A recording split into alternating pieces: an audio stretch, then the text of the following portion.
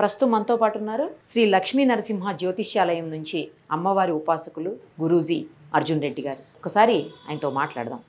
నమస్తే అండి. నమస్కారం తల్లి.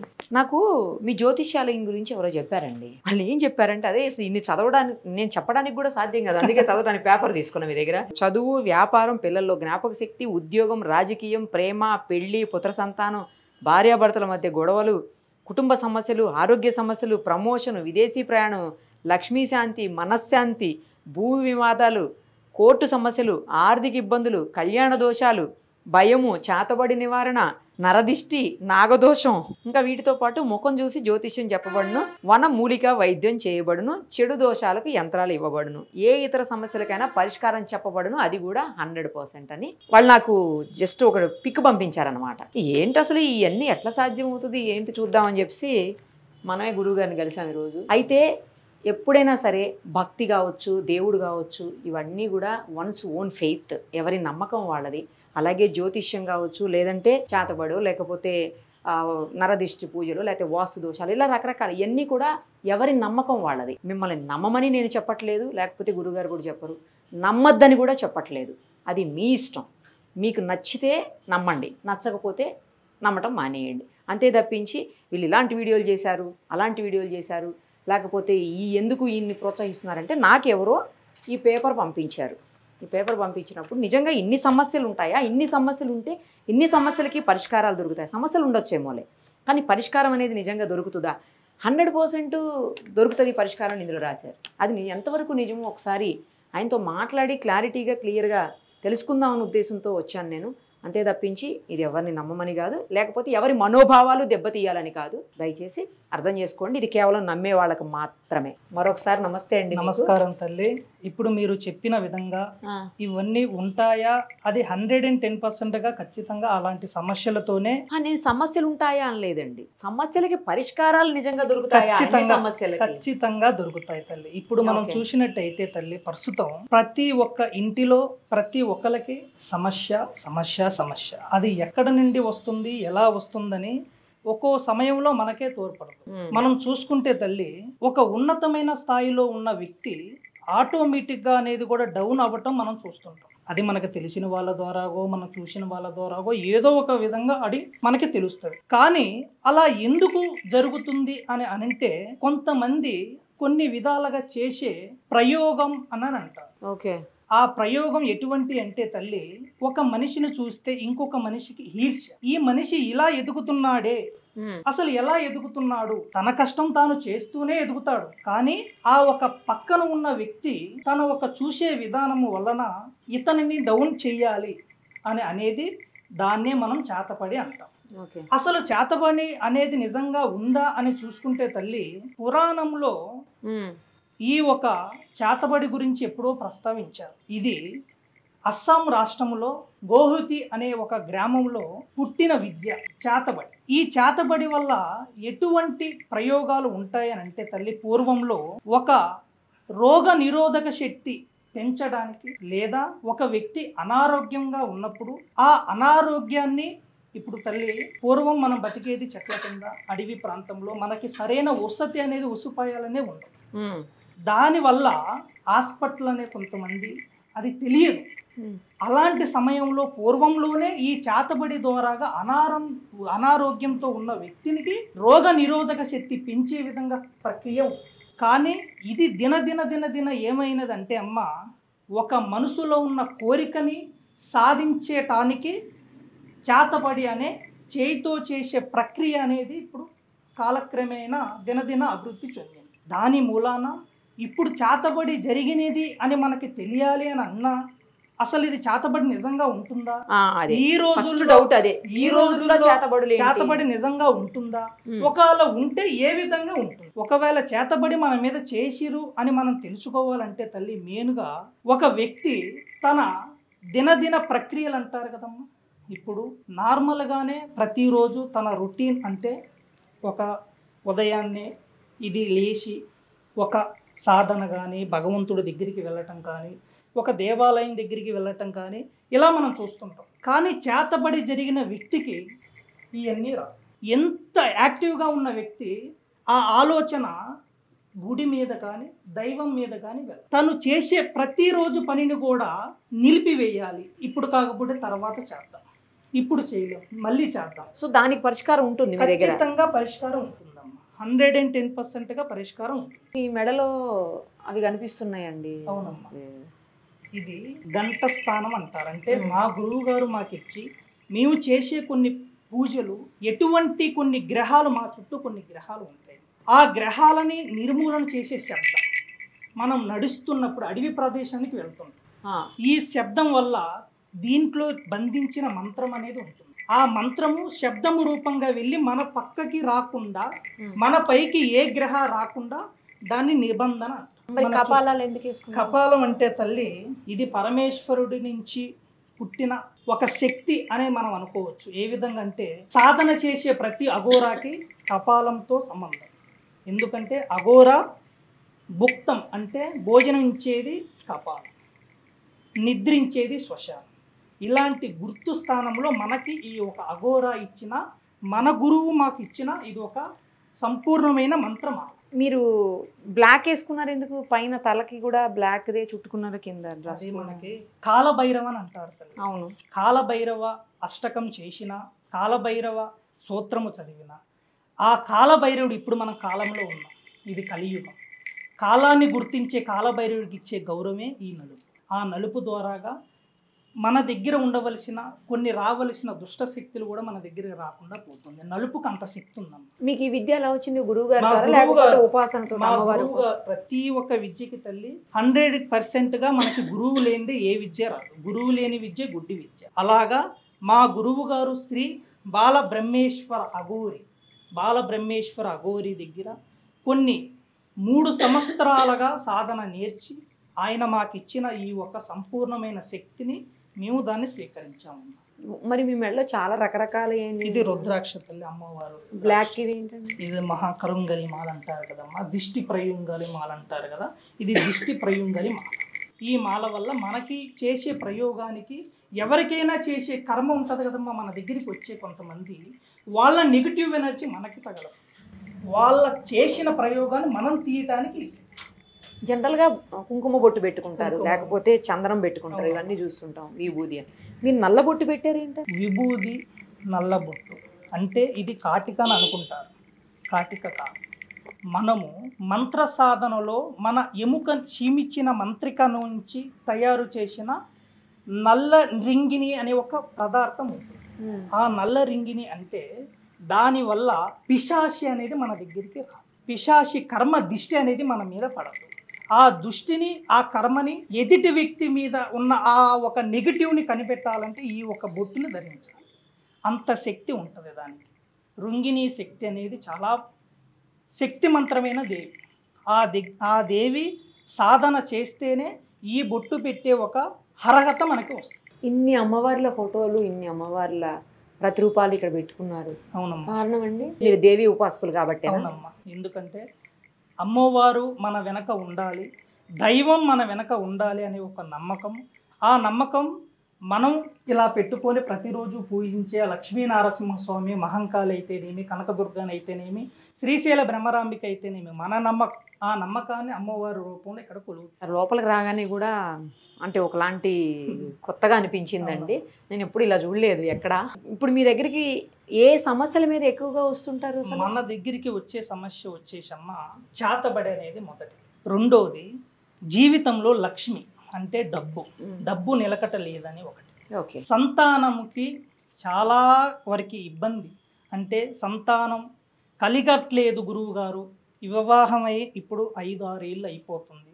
అటువంటి వాళ్ళు ఆర్థిక ఇబ్బందులు, మెయిన్గా వచ్చేసి తల్లి కోర్టు సమస్యలు, భార్యాభర్త సమస్యలు, రెండోది రాజకీయ పరంగా పిల్లల సమస్యలు, ఉద్యోగం, వ్యాపారం, పిల్లల గురించి ఎన్నో విధాలుగా ఉన్న సమస్యలు వస్తాయి. అలాగే వశీకరణ అంటారు, ఆ వశీకరణ గురించి కూడా వస్తాయి. అవి నిజమేనండి? నిజంగా ఉన్నాయి తల్లి, ఖచ్చితంగా నిజంగా ఉన్నాయి. వశీకరణ అని మీరు అడిగారు, వశీకరణ ఉందని నేను అన్నా. అసలు అది ఎక్కడ పుట్టింది? ముందు అసలు వశీకరణ అనే ఒక పూజ కానీ ఒక ఆ పేరు కానీ ఎక్కడ ఉంది? అసలు ఎక్కడ మీరు విన్నారు, ఎక్కడైనా చూశారా, లేకపోతే ఎక్కడైనా నేర్చుకున్నారా అని మీరు అడిగితే వశీకరణకి ఒక యక్షిణి అనే ఒక దేవి అధిపతి. యక్షిణి అంటే కుబేర రాజ్యములో కుబేర సంపద, ఈ ప్రపంచములో ఉన్న అత్యంత సంపదనకి కాపాడేదే యక్షిణి. ఆ యక్షిణికి విచిత్ర అని పేరు. విచిత్ర అనే ఒక మహాశక్తిమైన యక్షిణి, ఆమెని ప్రసన్నం చేస్తేనే నిజమైన ఒక వశీకరణ ప్రక్రియ అనేది ఫలిస్తుంది. ఆ తల్లి సాధన లేనిదే అది జరగదు. మనం యక్షిణి అనగానే ఒక దెయ్యము లేదా ఒక నెగిటివ్ ఎనర్జీయో అనుకుంటాం, కానీ నిజానికి యక్షిణి అనేది ముల్లోకాలలో ఉండవలసిన సౌందర్యం మొత్తం యక్షిణీలకి ఉంది. అంతటి సౌందర్యం దేవతలు చూసి కూడా ఆశ్చర్యపోతారు యక్షిణీలను చూసి. అందులో ప్రధానమైన యక్షికులు కొన్ని ఉన్నాయమ్మ. విచిత్ర, విశాల, హంస, మహేంద్రి, కామిని. ఈ 5 యక్షిణీలు ఎంతో శక్తిమంతమైన యక్షిణులు. యక్షిణీలకి ఇప్పుడున్న కలియుగానికి సంబంధం ఉంది. ఎందుకంటే మనకి ఏ కోరిక కావాలన్నా నెరవేర్చేది యక్షిణి. కానీ యక్షిణిని మనం వశం చేసుకోవాలంటే అది సాధారణమైన విషయం కాదు. ఎంతో కఠోరమైన నియమాలు, కఠోరమైన తపస్సు. ఉదాహరణకి చూస్తే తల్లి, ఒక యక్షిణిని సాధన చెయ్యాలంటే సూర్యుణ్ణి ఉదయం ఎలిసిన కానుండి మళ్ళీ సూర్యుడు పోయేంత వరకు కన్నురెప్ప ఆడకుండా ఒక మంత్రం చదివించాలి. అంతటి శక్తి ఉంటుంది. ఆ సాధనని చేస్తే యక్షిణి ప్రసన్నమయ్యి తన మెడలో ఉండవలసిన మాల, నాకు మీరు అడిగారు కదా, ఆ మాలని మన మెడలో వేస్తుంది. అంతటి శక్తి పూజనే యక్షిణి పూజ అంటారు. ఈ యక్షిణి పూజ తప్ప వశీకరణ జరగటం అనేది సాధ్యం కాదు. ఆమె అనుమతి లేనిదే అది జరగదు. అంతటి శక్తి ఉంది వశీకరణకి, యక్షిణికి, విచిత్రకి. ఆమె పేరు విచిత్ర. ఆ మహాతల్లిని వశము చేసి ఆ ఒక ప్రయోగాన్ని మంత్ర ద్వారాగా పూర్తి చేస్తాం. మీరు ఇప్పుడు చెప్పారు, యక్షిణి గురించి చెప్పారు, తర్వాత వశీకరణ మంత్రాలు ఎలా చేస్తారో చెప్పారు. తర్వాత నేను ఇందులో చూసానండి, మూలికా వైద్యం కూడా ఏదో చేస్తాను. మీరు మూలికా వైద్యం ఎట్లా చేస్తారు? మీరు డాక్టర్ కాదు కదా. కాదమ్మా.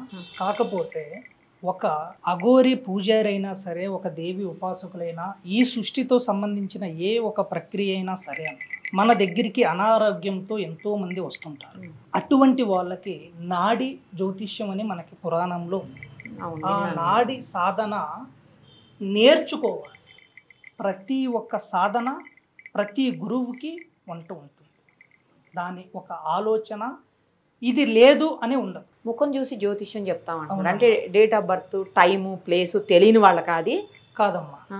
అసలు ముఖం చూసి జ్యోతిష్యం చెప్పగలే శక్తి మీకు ఎక్కడిది అని ఒకవేళ అడిగినా, లేదా అసలు ఎలా ఉంటుంది, అది ఎలా సాధ్యం, ఇది ఎక్కడైనా ఉందా అని ఒకవేళ మీరు అడిగితే తల్లి, దానికి కర్ణ పిశాచి అని ఒక పిశాచి ఈ జ్యోతిష్యానికి అన్నిటికీ అధిపతి. ఆ కర్ణ పిశాచి సాధన 11 రోజులు ఉంటున్నాం. ఆ సాధన 11 రోజులు చేస్తే ఆ పిశాచి మన చెవు దగ్గరలోనే ఉంటుంది.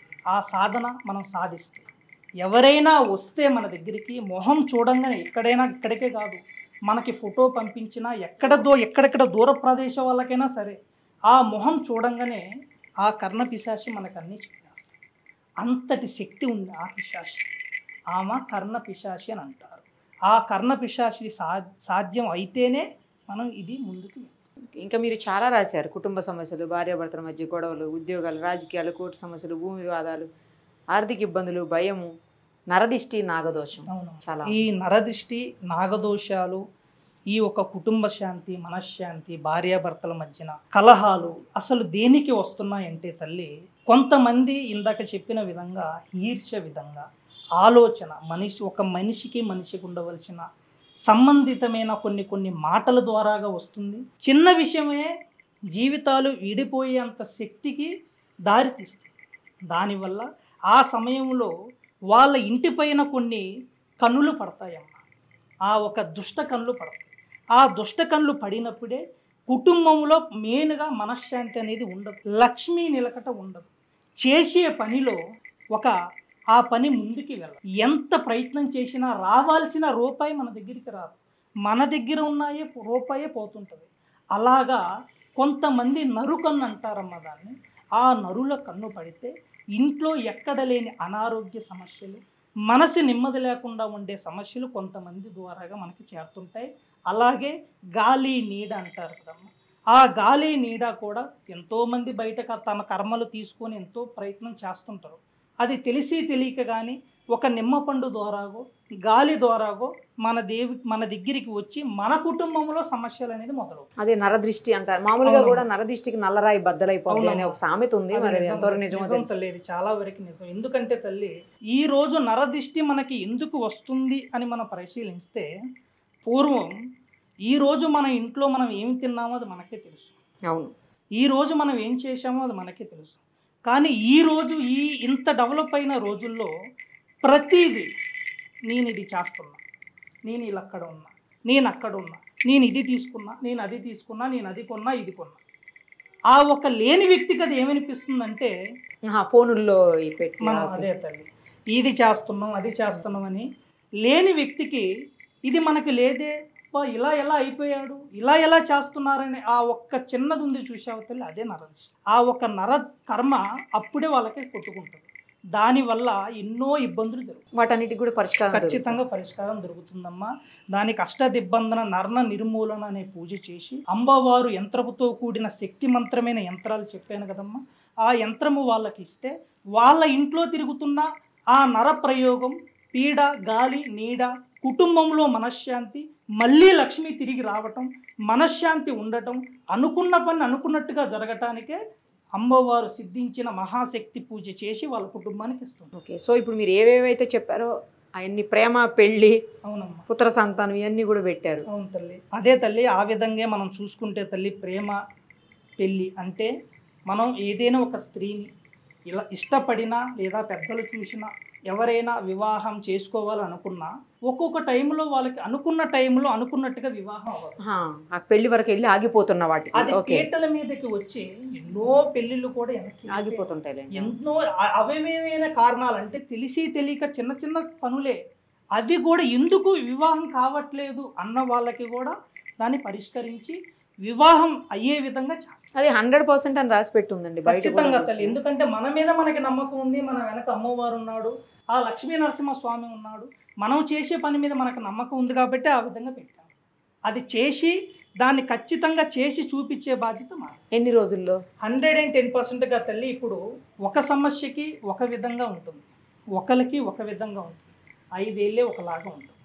అలాగా తన జీవిత ప్రక్రియ ఏ విధంగా ఉంది, ఏ విధంలో గడియ ఉంది, ఫలానా గడియని మనం ముందుకు ఎలా తెప్పియాలి అనే కొన్ని విధంగా ఇంత అంతని కాదు తల్లి, ఖచ్చితంగా చేసే విధంగా చేస్తాం. కానీ నేను ఇందాక అడిగాను, వాళ్ళకి date of birth, time of birth, కొంతమంది తెలియని వాళ్ళు, కొంతమంది పరిస్థితి ఏంటి, డేట్ ఆఫ్ బర్త్ ఉండదు, కొంతమందికి అసలు వాళ్ళ పుట్టింది ఎప్పుడో కూడా తెలియదు. అలాంటి వాళ్ళకి ఇందాక చెప్పిన విధంగా కర్ణ పిశాచి అనే ఒక యంత్రాన్ని వేసి వాళ్ళ ముఖం చూసి వాళ్ళ నుదుటి మీద ఉన్న గీతని బట్టి వాళ్ళు ఏ విధంగా అయితే ఇంకా ముందుకు వెళ్ళబోతున్నారు, ఇప్పుడు ప్రస్తుతం ఎలా ఉన్నారు, ఇంకా ఏ విధంగా వీళ్ళకి మార్పులు రాబోతున్నాయి అనేది చెప్పేస్తాం. ఇక్కడ గవ్వలే కనిపిస్తున్నాయండి, ఇది గవ్వ శాస్త్రమా? గవ్వ శాస్త్రం కాదమ్మా, అది మనకి 9 గవ్వలు అంటారు. ఓకే. అది మనకి సముద్రంలో దొరుకుతుంది. అది సముద్రంలో ఎన్నో పూజలు చేస్తుంటాం తల్లి. ఆ సముద్రంలో చేసేప్పుడు సముద్ర మంత్రం అనేది ఒకటి ఉంటుంది. అక్కడికి వెళ్ళినప్పుడు ఎక్కడైనా సముద్రంలో ఏదైనా వీళ్ళకి సముద్ర తీరంలో కొన్ని కలుపుతుంటారమ్మా మన పూర్వీకులు. అలాగ ఏదైనా కలుపుతున్నప్పుడు వీళ్ళకి ఏమైనా తగిలినాయా అనేది మనం గవ్వలు వేసి మనం దాని ద్వారా తెలుసుకుంటాం. అప్పుడు వాళ్ళకున్న సమస్య ఏంటో దాన్ని అవునమ్మా పరిష్కరించి అది ఏ విధంగా ఉన్నది చూసి వాళ్ళకి చెప్తాం. పిల్లల్లో జ్ఞాపక శక్తి అన్నారు, మర్చిపోయాను. పిల్లల్లో జ్ఞాపక శక్తి దాన్ని మీరు ఎలా పెంచాలంటే, పిల్లల్ని జ్ఞాపక శక్తి మనం పెంచేది కాదమ్మా, అది ఎక్కడ పెంచేది లేదు. నిజంగా చెప్పాలంటే ఒక విధంగా ఒక వయసులో ఉన్న పిల్లోడికి ఇంకో వయసుకి వచ్చేసరికి కొద్దిగా మనకి వయసు ఇప్పుడు 10 సంవత్సరాలు ఉన్నవాడికి 5 సంవత్సరాలు ఉన్న వ్యక్తికి ఈ 5 ఏళ్ళకి 10 ఏళ్ళ వాళ్ళ బుర్ర ఉంటుంది. మనం పిల్లోడు భలే బాగున్నాడు, హుషారుగా ఉన్నాడు అంటాం. మిగతా వాళ్ళకి 10 సంవత్సరాలు ఉన్న వ్యక్తికి ఏంటి ఇంకా అసలు ఏమి అవగాహన లేదే, ఈ అబ్బాయికి అసలు ఏం తెలియట్లేదు ఏంటి అన్నప్పుడు మహాశక్తి అనేది ఒక వాళ్ళకి జ్ఞాపక విధాన సరస్వతీదేవి అనే శక్తి యంత్రాన్ని వాళ్ళకి ఇస్తే ఆ మహాతల్లి ద్వారాగా ఆ వాళ్ళకి ఏదైతే రావాల్సిన శక్తి ఉంటుందో అది న్యాచురల్గానే వస్తుందమ్మా. వాళ్ళకి సృష్టి నుంచి ఏ విధంగా రావాల్సిన కొన్ని ఉంటాయి తల్లి, అది దానికే వాళ్ళకి వస్తుంది. ఇంకా కొన్ని చూసిన ఉద్యోగం, రాజకీయాలు. అవును తల్లి. ఇప్పుడు రాజకీయం అనేది ఒకప్పుడు ఒక వ్యక్తి ఎంతో పలుకుబడిగా ఉన్నప్పుడు ఎంతోమంది, ఇప్పుడు గుడి కట్టిన వాడే గుడిసెలో పండుకున్న సమయం కూడా మనం చూసాం. ఎలా అంటే ఒకప్పుడు బాగా బతికి పులిలాగా బతికిన వాడు ఈరోజు ఇలా అయిపోయాడు ఏంట్రా అనుకున్న వాళ్ళు కొంతమంది ఉంటారు. అసలు వాళ్ళకి ఎందుకు ఇలా జరిగింది, ఎక్కడ పొరపాటు జరిగిందన్న వ్యక్తులు కొంతమంది ఉంటారమ్మా. వాళ్ళకి సరైన పరిష్కారం చూపించి వాళ్ళ భవిష్యత్తు రాజకీయ పరంగా ముందుకు రావటానికి చేసే ప్రక్రియ చేస్తాం. ప్రమోషన్లు, విదేశీ ప్రయాణాలు. అవునమ్మా. ఈ రోజు కలిస్తే ప్రమోషన్ వచ్చేస్తుందా? ప్రమోషన్ అనేది తల్లి మనం చేసే ఒక పని మీదే ఆధారపడి ఉంటుంది. ఒకడికి చిన్న చెట్టుకి చిన్న గాలి, పెద్ద చెట్టుకి పెద్ద గాలి. ఇప్పుడు ఇమీడియట్గానే నేను బిల్ గేట్స్ అయిపోవాలి, అదే అయిపోవాలంటే అదా కాదమ్మా. వాళ్ళు చేసే పనిలో సరైన ఒక రావాల్సిన గుర్తింపు రాకుండా ఉంటుంది. చూసారా తల్లి, ఎంతో కష్టపడుతున్నాడు, నిజంగా కష్టపడుతున్నారు, అలాంటి వాళ్ళకి రాకుండా కొన్ని ఆగిపోతుంటాయి. అలాంటి వాళ్ళకి వాళ్ళు నిజంగా కష్టపడుతుంటే దానికి నేను వాళ్ళకి తోడ్పడి ఆ ఒక పూజ చేసి పరిష్కరించి వాళ్ళకి రావలసిన స్థానంలో వాళ్ళకి కూర్చోబెడతామమ్మా. సో అన్ని సమస్యలకి పరిష్కారం దగ్గర ఉందంటారు. ఖచ్చితంగా ఉందమ్మా, ఖచ్చితంగా ఉంది. ఆ మహాతల్లి ఉంది, మహాశక్తి ఉంది. ఆ శక్తి ద్వారాగా 10 మందికి తెలియాలని, ఆ శక్తి 10 మందికి ఉపయోగపడాలనే ఇది దీంట్లో అనేది ఆ మహాత్మావుడు పరమేశ్వరుడు ఆజ్ఞ లేనిదే మనం ఏం చేయలేము. శివుడే చీమైన గుట్టదని సామెత కూడా ఉంది. ఆ శివయ్య మనల్ని ఇక్కడ పెట్టాడు, ఆ శివయ్య ద్వారాగా ఇట్లా చేస్తూ ఉంటుంది. సో ఎవరైనా ఎప్పుడైనా మిమ్మల్ని సంప్రదించట్టు తల్లి. ఎక్కడ నుంచైనా సరే, ఎక్కడున్నా సరే, విదేశాల్లో ఉన్నా సరే, ఇక్కడ ఇండియాలో ఉన్నా సరే, తెలుగు వాళ్ళు ఎక్కడున్నా సరే, వాళ్ళకి నా ఫోన్ ద్వారాగే వాళ్ళకి అన్ని సమస్యలకి పరిష్కారం ఇస్తుంటాను తల్లి. ఫోటో ద్వారాగే పరిష్కారం ఇస్తాను. మీరు కోయ అని ముందేదో చెప్పారు స్వామి, అంటే ఏంటి? కోయకి ఇప్పుడు నేను చెప్పిన యక్షినికి ఒక సంబంధం ఉందమ్మా. మేడారం సమ్మక్క సారక్క అనేది మనం తెలుసు, మనకి 2 ఏళ్ళకి ఒకసారి అమ్మవారు జాతర వస్తుంది. కానీ ఆ సమ్మక్క సారక్కకి యక్షినికి ఏంటి సంబంధం అని మనం చూసుకుంటే, మనం అమ్మవారి దగ్గరికి వెళ్తే అమ్మవారికి అక్కడ గుడి ఉండదు. ఒక ఎదురు బొంగుతో కూడిన ఒకటే ఉంటుంది చెట్టు రూపంగా. కానీ సమ్మక్క సారక్క దగ్గర లక్ష్మి అంటే విశాల అనే యక్షిని ఉందని నిర్ధారించాను తల్లి. ఆ ఒక యక్షిని ఇంకా మేడారంలో ఉంది. అందుకే పిలిస్తే పలికే కొంగు బంగారం ఇస్తుంది అని అంటారు కదమ్మా. అది ఆ మహా యక్షిని ద్వారాగా మనకి జరుగుతుంది. అలాగా సమ్మక్క సారక్క దగ్గర యక్షినికి ఉండవలసిన శక్తి మంత్రమైన భూమి మీద ఉండవలసిన శక్తి మేడారంలో, అందుకే కోయని అన్నాను. రైట్ అండి. సో ఎవరికైనా ఏ ప్రాబ్లం ఉన్నా మిమ్మల్ని కాంటాక్ట్ చేయొచ్చు. అయితే వాటన్నిటికీ పరిష్కారం దొరుకుతుంది. ఖచ్చితంగా చేసి వాళ్ళకి నమ్మకంగా వాళ్ళ జీవితంలో ముందుకు పోయేటట్టుగా, ఈరోజు ఇక్కడ నా వీడియో వాళ్ళకి అగబడింది అంటే వాళ్ళకి ఏదో ఒకటి చేయమని ఆ శివయ్య ఆజ్ఞ ఇచ్చాడని అర్థం. ఈరోజు ఇది చూస్తున్నారంటే ఆ పరమేశ్వరుడే ఎన్నో, ఇప్పుడు నువ్వు బాధపడుతున్నావు అని నన్నే అక్కడ వాళ్ళ ఫోన్ల ద్వారాగా ముందు పెట్టాడని అర్థం. థ్యాంక్ యూ అండి. Thank you so much.